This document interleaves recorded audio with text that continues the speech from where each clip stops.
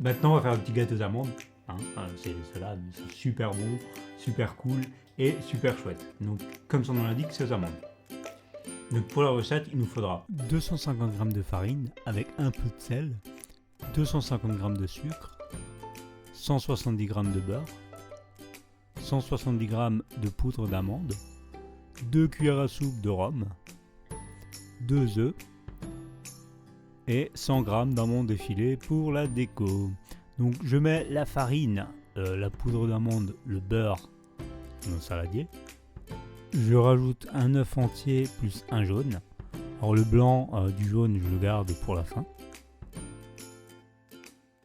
Donc je rajoute le rhum et je vais mélanger jusqu'à que ça me forme une pâte, une grosse boule. Voilà.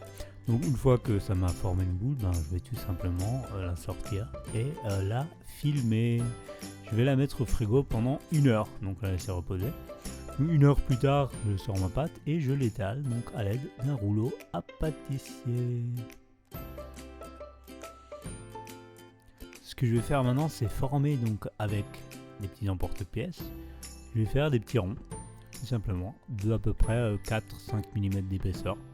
Et à l'intérieur de ces ronds, je vais prendre un plus petit emporte-pièce et je vais faire des trous, tout simplement. Donc ce qui va me faire des couronnes.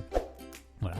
Et une fois que j'ai toutes mes formes, je vais les disposer donc sur une plaque à pâtisserie qui va aller au four, tout simplement. Voilà, donc je les dispose sur la plaque. Donc je peux préchauffer à ce moment-là le four à 180 degrés. Comme ça, il sera bien chaud. Donc une fois que je les ai mis sur la plaque, ce que je vais faire, c'est que je vais prendre mon blanc que j'ai réservé au début, et je vais le battre un petit peu jusqu'à ce que ça ait une consistance pas tout à fait blanc en neige, voilà, un peu liquide et un peu solide en même temps. Et je vais l'étaler sur mes petits anneaux. Donc voilà. Et ce que je vais faire, c'est que je vais les parsemer donc d'amandes à la fin, d'amandes effilées, avec mes amandes effilées tout simplement.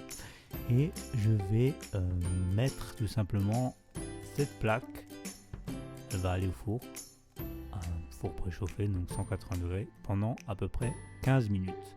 Voilà, donc je la mets au four pendant 15 minutes. Et une fois qu'ils sont cuits, donc voilà, je les sors et je les dispose sur une grille, je les laisse bien refroidir. Et après, je peux les déguster.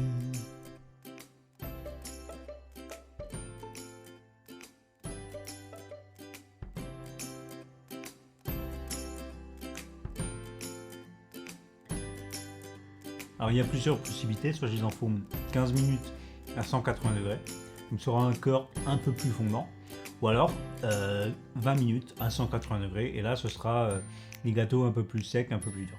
Donc moi j'ai choisi d'avoir un petit cœur un peu fondant, c'est pour ça que je l'ai mis pendant 15 minutes, donc c'est toi qui choisis.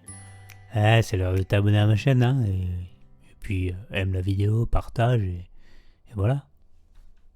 Et regarde ces autres vidéos, si tu veux. T'es pas obligé, Pas obligé.